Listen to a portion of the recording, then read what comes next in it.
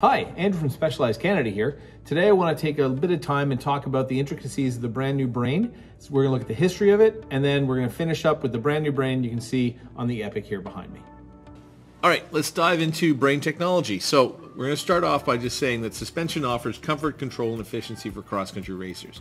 It provides a huge performance advantage over technical terrain and helps the rider go faster. Rear suspension can increase a rider's speed in many circumstances, but it often has drawbacks too. For every section of difficult trail, there's a fast and smooth section. When launching off the start line or sprinting for the finish, most suspension absorbs power that could be the rider faster. Anyone who's ridden a normal full suspension bike should be familiar with this. As you pedal, the bike bobs a little bit up and down, and it gets considerably worse when you stand up and pedal hard. Some brands have adopted clunky levers that allow riders to lock their suspension when they don't need it. This means the rider is constantly juggling, adjusting, and must think about when and when not to lock out the bike. Or consider the shock on the right. Can you imagine needing to reach between your legs to physically turn the shock off every time you hit a smooth trail, or turn it on whenever the trails get rough? Instead of making a rider do this, we created a system that knows when your suspension is needed and when the power transfer and efficiency is more important. The only shock that knows the difference between trail input and rider input, the brain thinks so you don't have to, and there are no lockout levers, no cables, no thought required. It just instantly adjusts to the terrain. So how does it do that? Well, the brain starts out with an ordinary looking shock absorber, but it's far from ordinary. Although the air spring is virtually identical to any other shock, the damper is completely unique. In an ordinary damper, the fluid moves back and forth inside the shock to control movement. In brain, the oil travels out of the shock, down the external hose to the rear axle. At the rear axle is the main part of the brain. Here's the inertial valve. The inertial valve consists of the brass mass being held up by a spring. The mass covers the oil port that connects the rest of the damper to the upper shock. When a rider is pedaling, they are putting force down from the rear axle from above. This keeps the brass mass covering the oil port, and since the oil cannot flow, the shock acts as if it is locked out, but only if the force is coming from the rider. When a rider hits a bump, the force comes from the ground moving up.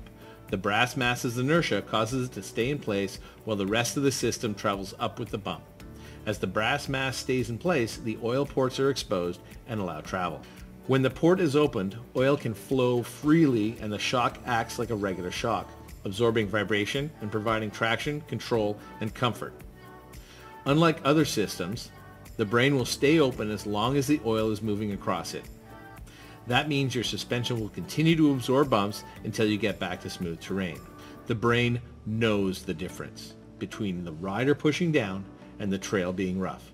It provides better power transfer over smoother terrain and better performance over difficult terrain. Time to think about history.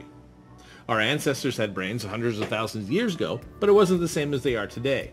It grew and changed over time. The brain was introduced in 2002 and has changed dramatically over time to be smarter than ever. All right, let's take a look at some updates. Introducing the all-new 2021 Specialized Brain. It features many of the design elements of the previous version, a shock connected by a hose to an inertial valve behind the rear axle. But it has major updates that make it faster responding, have smoother oil flow, better tunability, and increased durability.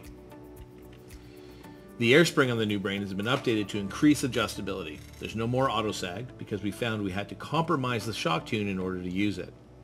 By removing auto sag, riders can tune the air spring with positive and negative spacers, or change the sag, giving them freedom to tune their shock to personal preference.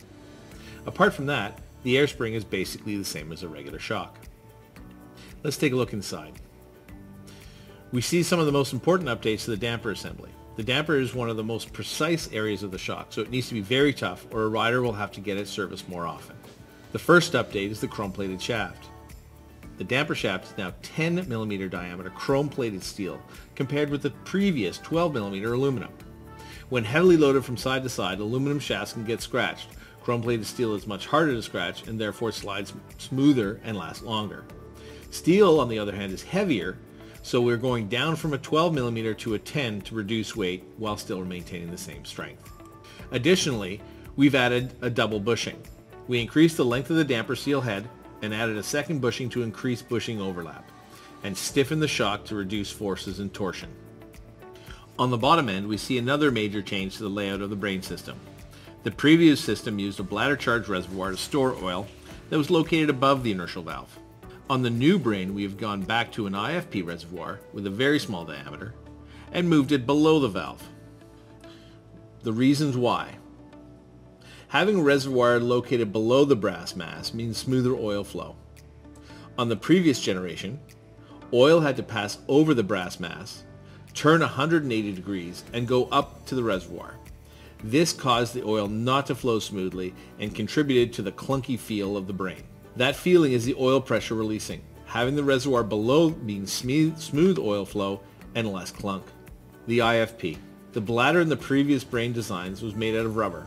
Although it was never proven in testing, it was worried that the bladder might slowly lose air just like a rubber inner tube.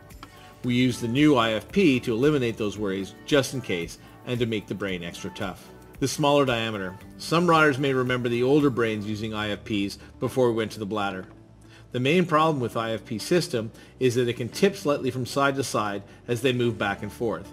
So instead of sliding smoothly, they'll walk as they catch on one side and then the other. This causes poor performance and wear on the internals. By making the piston small in diameter, but longer and thicker with two bushings, we've created a very smooth moving system with none of the usual IFP drawbacks. Cross-country riders use their bikes day in and day out to train and race at the highest level. And you know what they don't want to see? Is the time for service. Every suspension component requires regular maintenance, usually as often as every 50 hours. Cross-country racers know the headache of being without their bike during this service interval. Many times throughout a season, in fact. You lose the ability to train, to race, and even go on casual rides. The improvements we've made to the internals of the Brain reduce the frequency our riders must get their suspension serviced so they can keep riding more and longer. Compared to last year's Brain, the service interval on the air spring has increased from 50 hours to up to 125 hours. The damper service increased from every 200 hours to every 250. The new Brain has blown away all standards for fatigue and service testing. Before we committed to the design, we wanted to make sure this Brain was actually perfect. We had a field tester on many different shocks and put over 1,500 hours of test riding on them. These included riders who intentionally rode harder than normal and tried to break the shocks. And for the most part, the shocks were not even given regular maintenance to simulate the worst case scenario. 1,500 hours of testing is equivalent to racing the Cape Epic, one of the longest mountain bike races in the world, 60 times. Now, if that wasn't cool enough, we've actually also added 2 years of Brain service included with your initial purchase.